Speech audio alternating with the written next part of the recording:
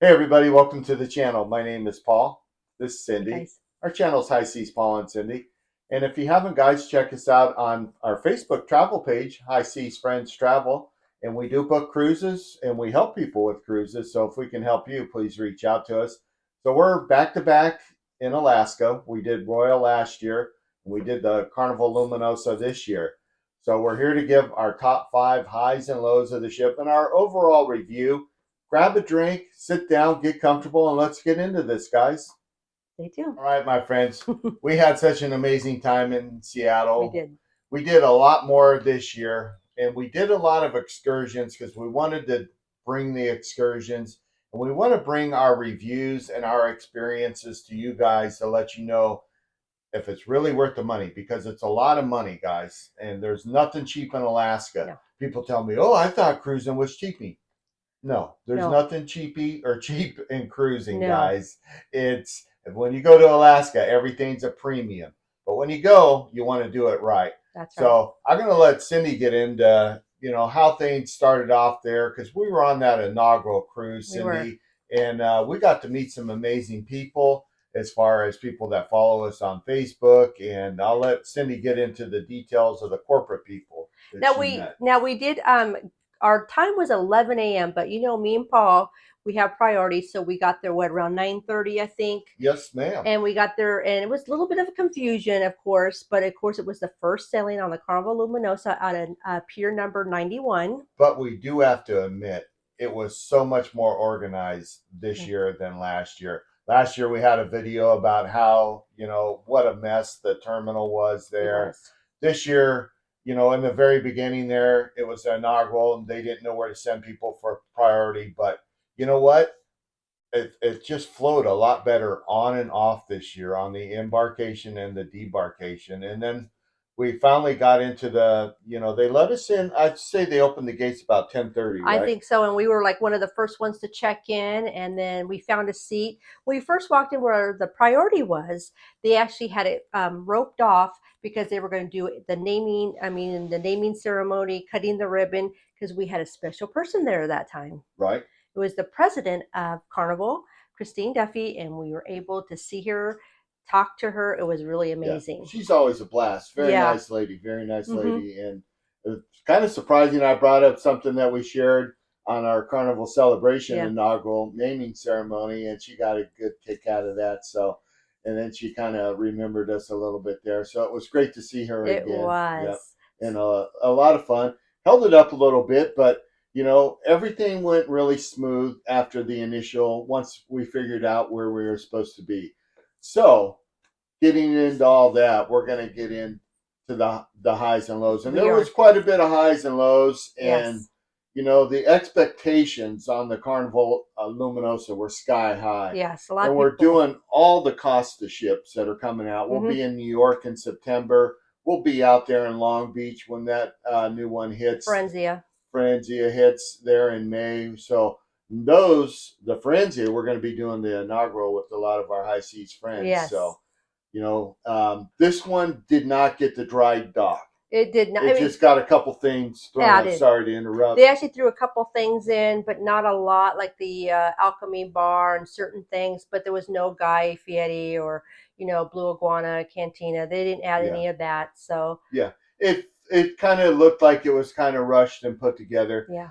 And keep in mind, guys, our inaugural cruise ran into some passport issues there in Seattle. So we were down a few hundred people, which made the cruise a little rough, but we managed quite well. And we'll kind of get into that as we go along and, how we were able to achieve a little bit better service than a lot of people encountered. And I guess all in all, we got pretty lucky. So stay tuned, guys. At the very end, we're going to let you know if you should book the ship, if we would book the ship again. Right. So stay tuned. We'll show you all about that. All right.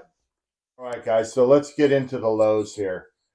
So your time dining, I would say, was a disaster on this ship. This is number 5. We're going to go from 5 to 1, guys. Right. So this is number 5. So there in the beginning, just a little bit ago, I was talking about the passport issues. The passport issues were for the crew, and they were at least a few hundred crew members down. They were.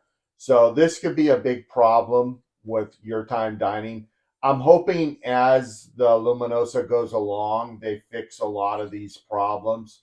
But there was a lot of problems on our initial cruise. Not so bad. We managed pretty well, and we're pretty thankful for that. We were. But how long did you hear that some people had to wait on your time dining? It was at least an hour to an hour and a half wait once you checked Wow. into the Carnival hub. Wow, that's crazy. It was on deck 2. That's where your time dining is at. If you're on early or late, you go to Right. deck 3 in the back of the ship. And I would say your time dining is actually a nicer dining room than the set time because it's down on the lower level. where all the action is. Right. So again, guys, if you guys want to check in earlier, I would do that in your cabin and then come out, and then your table will probably be ready by then. Right. So this is kind of why we kind of go with the early dining to get it out of the way so we can enjoy all the shows, all the Yes. entertainment, so we're not being rushed or missing any comedy shows, etc.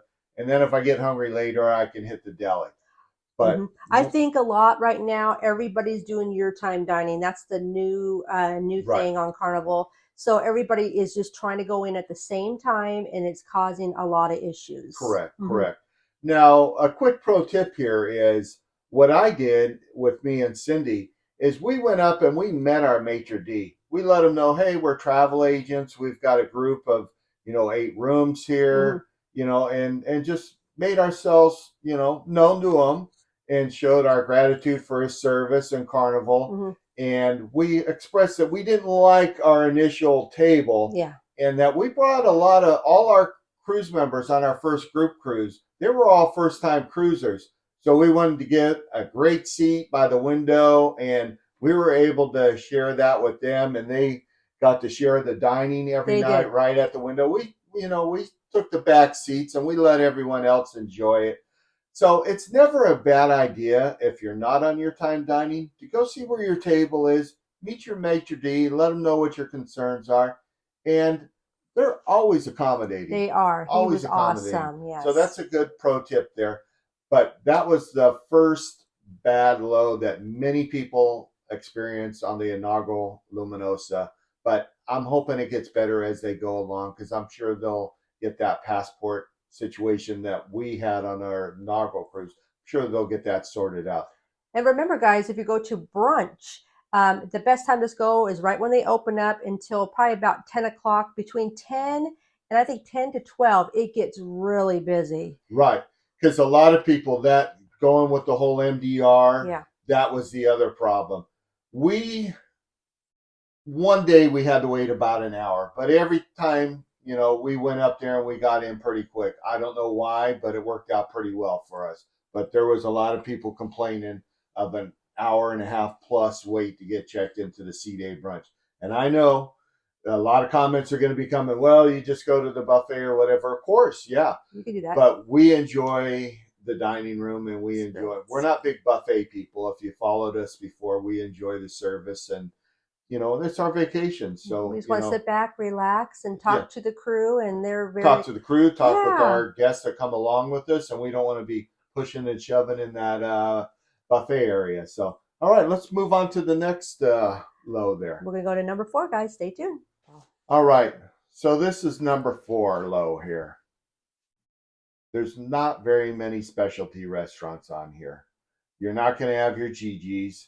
You're not going to have, your Italian restaurant. You're not going to have, a lot of stuff that we're known to do a lot of. Right. And if you caught our vlogs before, you know that we always frequent, the specialty restaurants because we're really burnt out on the MDR menu because we've cruised so much that we really enjoy the specialty. And going along with that, I'm going to say that steakhouse was a bit of a disappointment. It was. That was the worst steakhouse on any Carnival cruise that we ever did. I'm not saying that it was bad, but I'm saying it fell to the lowest ranking of any steakhouse. For the price range and having us above the Lido, and it was very loud, Paul. Yeah, and it's just not very elegant. No. Our favorite one, I would say, would probably be the Panorama, where they open up and they have the piano bar. Or the Carnival Pride. Yeah. We love that one, too. Yeah, and we'll have to get into that in a later video, what's going on with that. But So the steakhouse was really the only specialty restaurant, and it fell below any other Carnival cruise we'd been on. And we heard that they didn't get all the shipments that they were supposed to get on this cruise, that they fell short. And so I don't know if the steak and the stuff was a little bit older than normal, but just the atmosphere, the service in there, and it just didn't really feel that special. Again, guys, the crew was very understaffed, very stressful. They're running around, so that could be a problem too, why we didn't get the best service. But we didn't have the greatest experience with the maitre d' in there and everything else. And just the dining room in general is very blah. And like Cindy's pointed out, you get a lot of noise coming up from the Lido buffet because you're right above the buffet there. So no walls. It's just the staircase right up. So yeah, no Rudy C grill, so forth and so on. Things that we love and we've done before. And if you haven't, check out those videos. All right, so let's move on to number 3 here. All right, guys, so here we go. Our number 3 low, and this is a big low to me. One thing that I always look forward to on Carnival cruises is Guy's Burgers. I love it. The off the grill was a total disappointment. It was. The buns were probably 50% larger than the hamburgers. Some old sesame seed buns, and literally had to stack 2 on there. I tried to put a bunch of big bold flavors on there to give it a pop, and it was just very bland. The topping bar, Paul. Let's talk about the topping bar there. I'll let you have a go. I mean, they didn't have any of the donkey sauce, nothing, because it said it's supposed to be compared to Guy's, but no, they had very little. Right. Condiments. It was a joke. Honestly. It was a joke. And I tried the veggie burger there. It wasn't the best. Yeah, the deli had a far better one. I like the deli veggie burger better than off the grill. So if you're a vegetarian, try them both because you could like either one. So I recommend the deli or off the grill. Yeah, and let's talk about the lines every time too. Yeah. The lines were probably 40 deep every time you went there. Except we did do our ship tour. We stayed on board on Skagway, and we did a shorter Skagway so we could bring you guys a great ship tour. And we did a little shorter day in Skagway, and we'll have that coming up as well. That's one we haven't done yet. Yeah, when we do our shore excursions, we'll let you know what we did in Skagway. We just, did a lot of people are looking for the info on this ship. So, there's a lot of things that, I'm not so happy about with Carnival, but there's certain things that I love with the Guy's Pig and Anchor brew houses, the Guy's Burgers, and the Shack's Big Chicken are some of my favorite staples there with Carnival. And if you're a big foodie and you really like those items, you're going to be disappointed here on the Luminosa with that. All right, let's get on to the second one. Number 2's up. All right, my friends, we're getting down to the last 2 here, and these are biggies. Biggies for me, biggies for Cindy. Yes. So the number 2 low, guys, and we're big Alchemy Drinking Society people. That Alchemy Bar was horrible. Horrible location. Only 5 to 6 seats at the bar.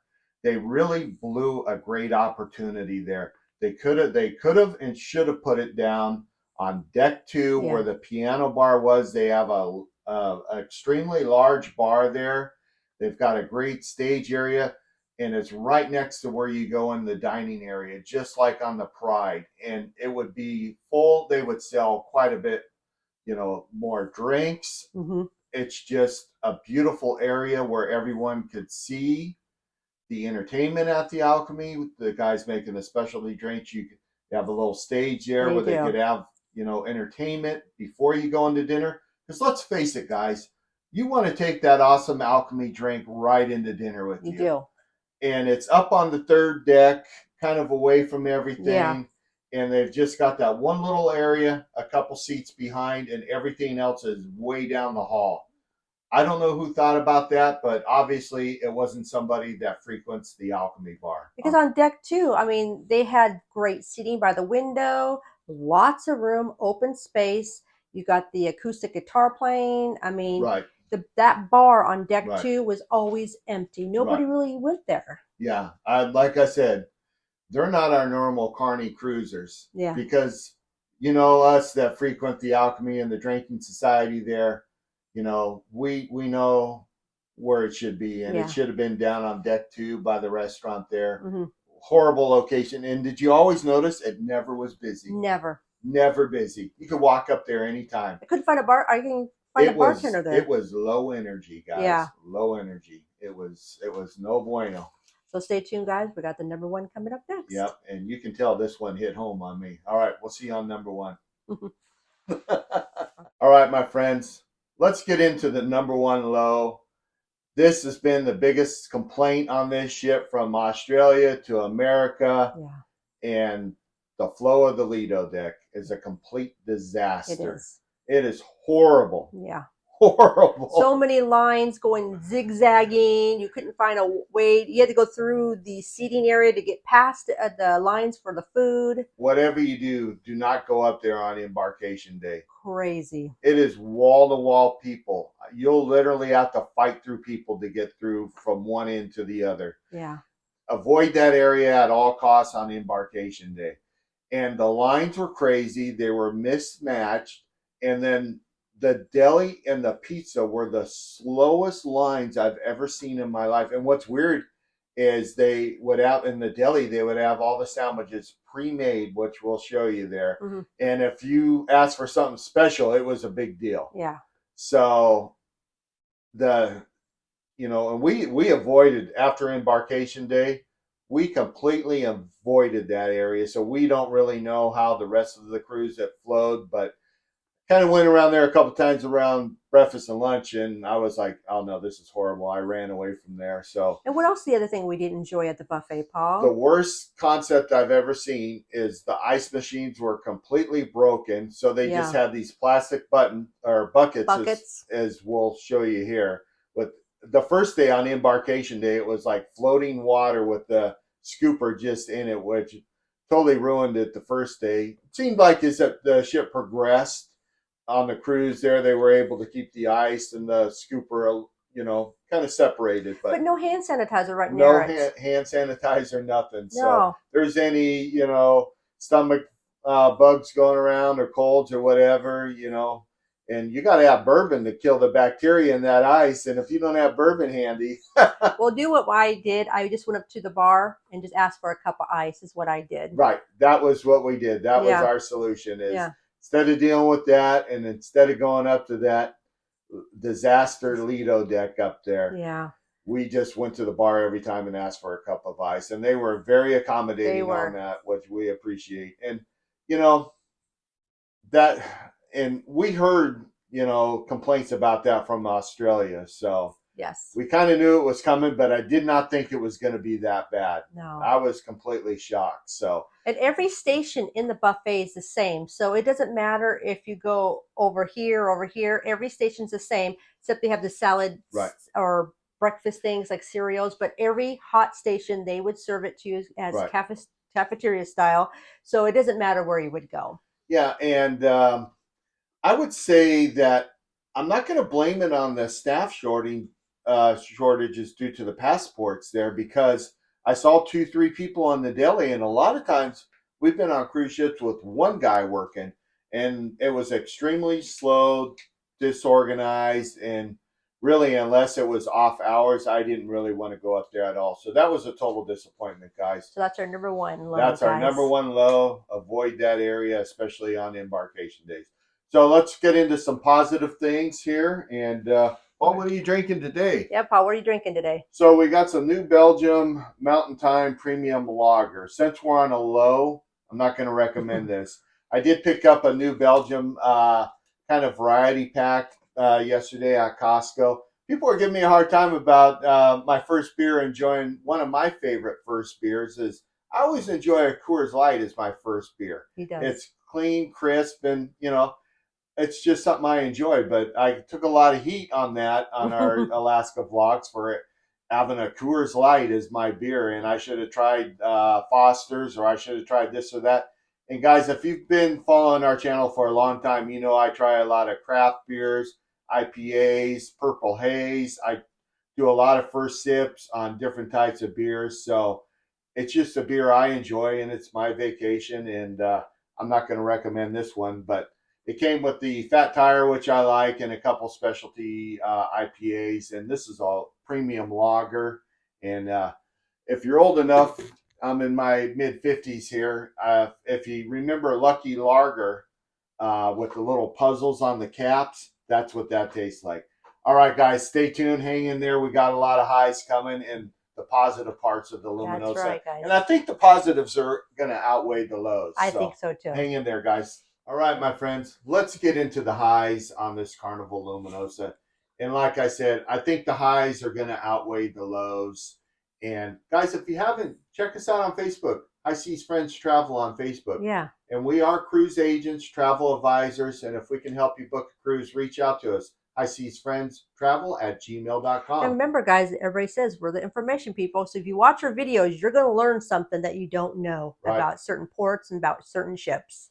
That is correct. And we did a lot of excursions here on this Alaska cruise. And we're going to get into full reviews on these and what we think, you know, about doing excursions, because last year we kind of did our own thing and we did hiking trails and stuff like that on our own. So we'll give you the full rundown on that. So let's get into the number 5 high. So the lowest of the highs. Yeah. And I'm going to say that spa area is beautiful. It's the same kind of spa if you've ever been on the Carnival Magic. Yes. It's the same kind of spa. It's really large. Most new cruise ships are getting away from that. If you haven't checked that out yet, check our spa tour video out on the Carnival Magic. Because it's identical. It has the heated thermal spa. It has the heated chairs. I mean, it's beautiful, guys. So it's just comparable to the Carnival Magic. Just check out those vlogs, and I put some pictures up here. If you can go to book a spa cabin or book the daily spa in there, they do offer that when you first get on the ship. I would recommend that. I would give my highest recommendation to booking a cabin spa on the Carnival Luminosa there, because it really kind of was the in-between price from doing it separate. Yes. And then you're right there. Oh, you are. And there's so many great features. And check out the video, guys. You'll see what we're talking about there. And on that note, everybody on our group cruise, except us, did the spa. So, and they all loved it. They did. Raved about it. One of the highlights that they had on the cruise, everybody really loved the saunas, the therapeutic heated rooms. It was pools. They loved. They had such great things to say about that. So the Carnival Luminosa has a great spa, guys. That is, if you're a spa person, check that out. There you go. All right, let's get into number 4 here. I'm going to say that Atrium. They did I love that Atrium. They did a great job on remodeling the Atrium there. That is probably one of the highs there that, you know, as far as redoing the ship a little bit, that is definitely a big positive. And I don't know if it's brand new seating or what, but there was always tons of comfortable seating to put you in the action of everything that was going on there in the lobby. Right above the bar, they actually have some singers, and it was really nice to sit. Yeah, just like on the Carnival Pride, and we really love that on the Carnival Pride. So that's a great video series we have too. That's a great ship, but that one's in dry dock right now. Yes, it is. They're gonna kind of make it like the rest of the ships, unfortunately. But so yeah, the lobby was a great area, beautiful. I loved all that blue neon lighting. It was nice. I loved all the furniture. And did it ever seem crowded to you in there? No, never, ever. Always plenty. And that was one great thing about this ship. It never seemed crowded. And we were at full capacity. Yeah. The seating along with the windows, the views. Ocean Plaza was hard. It was never that busy. I would say, unless they had something special going on, Ocean Plaza was never more than a quarter full. No. So, and you know, we cruised in early May, so we kind of get away from the younger crowd and the family. So I did notice the age group was a little higher there. So I don't know if that played into it or not, but the ship was completely sold out and it never felt crowded. Never. And we got to enjoy that lobby, and we really loved that lobby. All right, let's get into number 3. Oh, one thing about, you know, like Spirit class ships, the Pride, all that we love so much, is we're big Serenity Deck people. We love that extra large Serenity on the back of the ship there. And I'm going to say that's a plus there on the Luminosa. That is really cool. And guess what, guys? Even though you're in Alaska, that pool was supposed to be heated at 82 degrees. We always seen the steam coming off the pool there. So that always looked amazing. And then they have 2 big jacuzzis. The jacuzzis were pretty crowded most of the time, but what a great way to take advantage of those beautiful views. I'm telling you guys, The bar back there. yeah, well, I want to talk about just the view of Alaska, Yeah. guys. And to be able to enjoy that on that Serenity in the hot tubs or the heated pool, to enjoy those beautiful mountains and the just the mere reflection of everything in the water, it's truly special, guys. It's something you really need to experience. And that's the number 3 high. But Cindy wants to bring in that the bar there. They were great at the bar at the Serenity, and they've got it covered, and it's kind of sheltered from the wind and the cold, so you can bring your food out there and enjoy that. But I'm going to give props to Edward there at the Serenity Bar. He looked like he's more of a senior leader out there. Guy's been around a few cruise ships, you could tell. Props to Edward out there. He took good care of us at the Serenity. So. Remember, guys, a lot of the Serenity areas are in the front of the ship, but the Carnival Luminosa, it's in the back. So you're getting great views in the back of the ship. It's totally cool, guys. Totally cool. And that's why we put it on number 3 there. It was a really great experience. Big area, too. All right. Let's get into number 2. All right, my friends. So going from the Serenity deck, we're going to go to our top 2 favorite thing about the Carnival Luminosa. That's going to be the Sunset Bar right above it.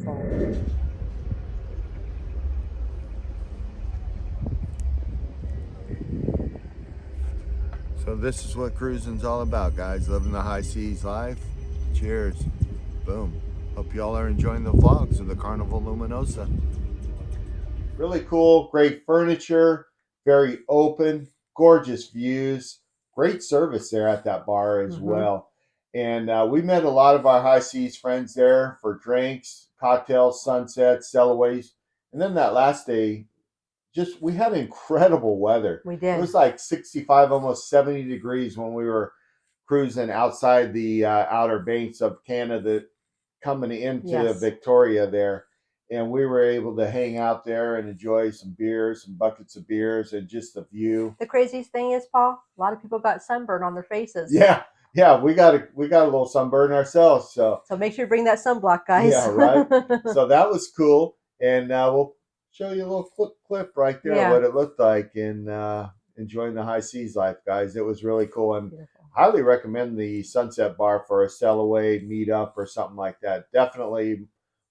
Obviously, my second highest recommendation on the Carnival Luminosa. All right, my friends, let's get into the number 1 thing that we loved about the Carnival Luminosa. Only got to be all the serene views there. And we'll start with deck 10, comfortable couches and everything all around, ceiling to floor window views. Drop down to deck 9 there, the enclosed pool area, great bar out there. Same deal. Yeah. And then, of course, deck 3 and 2 with comfortable seating and great views. And I think it's a great ship to, if you don't have a balcony, I don't feel that you're going to, think that you missed out on anything here. Because we just sit there and just these windows are so floor to ceiling windows. So you can find your most comfortable area, your most entertaining area, your relaxed area, and you're going to have beautiful, serene views without having a balcony. So sometimes when you have a balcony, you're on one side or the other side and you can't switch. So what this gives you the opportunity to go to either side. So it's definitely got to be the number 1 thing, without a doubt. Do you have anything to add on that? No, I mean, I really enjoyed deck 2 the best because the seating, the furniture was just so comfortable. God, it was so comfortable, guys. We really enjoyed that, and it was just we could just sit and just look out those windows. And after we got back from our Tracy Arm excursion there, after brunch, we just sat out there and enjoyed coffee and a couple drinks, and we were able to enjoy the whole Tracy Arm right from there, and we didn't feel like we were missing anything, and we were just so comfortable. And the windows were pretty clean too, because I was able to record out of them, and waterfalls and stuff like that, which is really cool too. Right. So now I want to ask Paul this question: so, would you book the Carnival Luminosa again? I would for Alaska,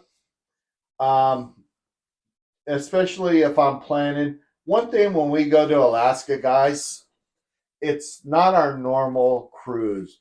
we're pretty active. I'd say on Royal we did party a little bit more, and we kind of got out a little later. But every morning we had early excursions, so the dining was a bit of a disappointment, but the views, the comfort of the ship was great. So I would do it for Alaska again, but I don't think I would do it for the Caribbean because it just didn't offer enough specialty bars and restaurants and everything, for me. But I would do it for Alaska again if the price was right. Because Alaska cruising, guys, if you remember, it's not like Caribbean or other cruising with everybody's wearing, beautiful gowns for dinner. I mean, everything's just low key. Right. Nobody's really dressing up. To me, the Carnival Luminosa is perfect for Alaska. But if they did bring it to the Caribbean, I do believe the ship should just be a 4 to 5 day cruise. Absolutely. Yeah. Yeah. It's a 4 to 5 day Mm-hmm. cruise. I think it fits well in Alaska. I think Yeah. they, put it in a proper spot. But I don't think I would do it anywhere else. But I feel that it belongs in Alaska there. And us personally, it didn't bother us too bad because we spent all our money on doing excursions, so we could bring it to you guys to let you know if it's worth doing it. So if you're not looking for all the bells and whistles, this cruise ship will be perfect Right. for you. If you're just looking to lay back, maybe enjoy a beautiful spa, views, a very comfortable ship with, I would say, adequate entertainment, Yeah. the ship would be for you. But it would come down to price point for me. If it was a stellar deal, I would do it again. But if it's a premium price, I would not. No. So it's up to you. So if we can help you guys, reach out to us. And I think next year, if we do Alaska, we're looking probably Princess or maybe Norwegian. We did Royal last year. And I'd like to keep this an annual event. Yeah. So, stay tuned, hit the subscribe button, and we got all reviews coming out on all our excursions we did and let you know if it was worth the price or not. That's right, guys. So here's to y'all. Cheers, guys. Cheers. We'll see you guys on the high seas. Take care. Remember, be kinder than necessary to one another out there. We'll see you soon.